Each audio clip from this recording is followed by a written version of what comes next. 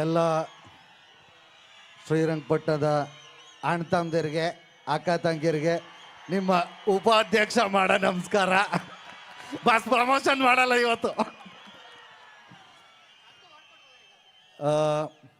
ನಿಜಕ್ಕೂ ಇಲ್ಲ, ತುಂಬ ವೇದಿಕೆಗಳಲ್ಲಿ ದರ್ಶನ್ ಸರ್ ಜೊತೆ ಡಿ ಬಾಸ್ ಜೊತೆ ಕಾರ್ಯಕ್ರಮಗಳಿಗೆ ಹೋಗಿದ್ದೀವಿ. ಬಟ್ ಇದು ತುಂಬ ವಿಶೇಷ. ಯಾಕೆ ಅಂದರೆ 25 ವರ್ಷ ಒಂದು ಸಿನಿಮಾ ಇಂಡಸ್ಟ್ರೀಲಿ ಜರ್ನಿ ಮಾಡೋ ತಮಾಷೆ ವಿಷಯ ಅಲ್ಲ. ಅಂಥದ್ರಲ್ಲಿ ಸಕ್ಸಸ್ಫುಲ್ಲಾಗಿ 25 ವರ್ಷನ ಪೂರ್ತಿ ಮಾಡಿದ್ದಾರೆ. ತಾಯಿ ಚಾಮುಂಡೇಶ್ವರಿ ಆಶೀರ್ವಾದ ಅವ್ರಿಗೆ ಯಾವಾಗಲೂ ಹಿಂಗೆ ಇರಲಿ. ಭಗವಂತ ನಮಗೆ 50ನೇ ವರ್ಷದ ಕಾರ್ಯಕ್ರಮಕ್ಕೂ ಬರೋ ಥರ ಶಕ್ತಿನ ಭಗವಂತ ನಮಗೆ ಕೊಡಲಿ ಅಂತ ಹೇಳ್ತಾ, ಇದು ತಮಾಷೆದ ವಿಷಯ ಅಲ್ಲ. ಯಾಕೆ ಅಂದರೆ ಒಂದು ಅದ್ಭುತವಾದ ಕಲಾವಿದರು ತೂಗುದೀಪ ಶ್ರೀನಿವಾಸರವರು ಅವರ ಮಗ ಆಗಿ, ಅಂಥ ದೊಡ್ಡ ಕಲಾವಿದರ ಮಗ ಆಗಿದ್ರು ಅವಕಾಶಗಳಿಲ್ಲದೆ ಒಂದು ಲೈಟ್ ಬಾಯ್ ಆಗಿ ಇಂಡಸ್ಟ್ರಿಗೆ ಬಂದು ಮೆಜೆಸ್ಟಿಕ್ ಮುಖಾಂತರ ಹೀರೋ ಆಗಿ ಎಂತೆಂಥ ಪಾತ್ರಗಳು ಮಾಡಿದ್ದಾರೆ.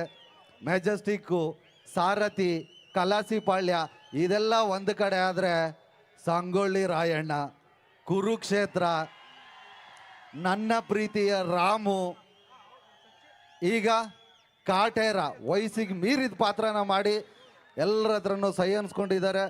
ನಿಜವಾಗ್ಲೂ ಆ ಪಾತ್ರಕ್ಕೆ ತಕ್ಕಂಗೆ ಏನೇ ನ್ಯಾಯ ಒದಗಿಸಿದ್ದಾರೆ, ಅದರಿಂದ ಚಾಲೆಂಜಿಂಗ್ ಸ್ಟಾರ್ ಆಗಿದ್ದಾರೆ. ಬಟ್ ಅದು ಮೀರಿದು ಒಂದು ಒಳ್ಳೆ ಗುಣ ಇದೆಯಲ್ಲ, ಆದ್ದರಿಂದ ಜನಗಳ ಮನಸ್ಸಲ್ಲಿ, ನಮಗಳ ಮನಸ್ಸಲ್ಲಿ ಡಿ ಬಾಸ್ ಆಗಿದ್ದಾರೆ. ನನಗೆ ವೇದಿಕೆ ಮೇಲೆ ಮಾತಾಡೋಕ್ಕೆ ಬರಲ್ಲ ಜಾಸ್ತಿ, 1 ರಿಂದ 2 ನಿಮಿಷ ಅಷ್ಟೇ ಮಾತಾಡ್ತೀನಿ. ಆದರೆ ಇವತ್ತು ದರ್ಶನ್ ಸರ್ ವಿಷಯ ಅಂದರೆ ಅರ್ಧ ಗಂಟೆ ಅಂತೂ ಮಾತಾಡ್ಬೋದು. ಆದರೆ ಸಚಿವರು ಆಗಲೇ ಬಂದು ಹಿಂದೆ ಹೇಳ್ತಾರೆ, ಗಾಬರಿ ಬಿಡಿ ಸರ್, 1 ನಿಮಿಷ ಮಾತಾಡಿ ಮುಗಿಸ್ಬಿಡ್ತೀನಿ. ಯಾಕೆ ಅಂದರೆ ಈ ಸ್ವಲ್ಪ ಎಜುಕೇಟೆಡ್ಗಳು ತೂಕವಾಗಿರೋ ವ್ಯಕ್ತಿಗಳಾದರೆ ಚೀಟಿ ಕೊಡ್ತಾರೆ ಬೇಗ ನಿಲ್ಲಿಸಿ ಅಂತ. ನಾನು ಎಜುಕೇಟೆಡು ಅಲ್ಲ, ನನ್ನಲ್ಲಿ ತೂಕನೂ ಇಲ್ಲ, ಮೈ ಕಿತ್ಕೊಂಡ್ರು ಕಿತ್ಕೊಂತಾರೆ. ಹಂಗಾಗಿ ನಾಕಂಡ ಡಿ ಬಾಸ್ ಇದು ಮಾತಲ್ಲಿ ಹೇಳಲ್ಲ, 4 ಲೈನ್ ಹಾಡು ಹೇಳ್ಬಿಡ್ತೀನಿ. ಲಾಸ್ಟ್ ಲೈನು ಎಲ್ಲ ಸೇರ್ಕೊಂಡು ಆಡ್ಬೇಕು, ಆಯ್ತಾ? ಓಕೆನಾ? ನಾಕಂಡ ಡಿ ಬಾಸ್.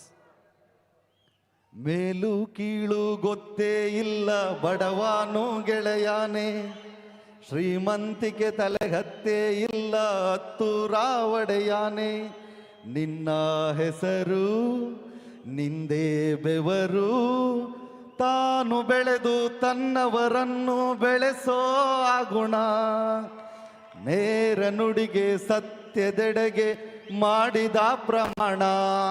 ಎಲ್ಲ ಹೇಳಿ ಇನ್ನ ಜೋರಾಗಿ. Thank you so much.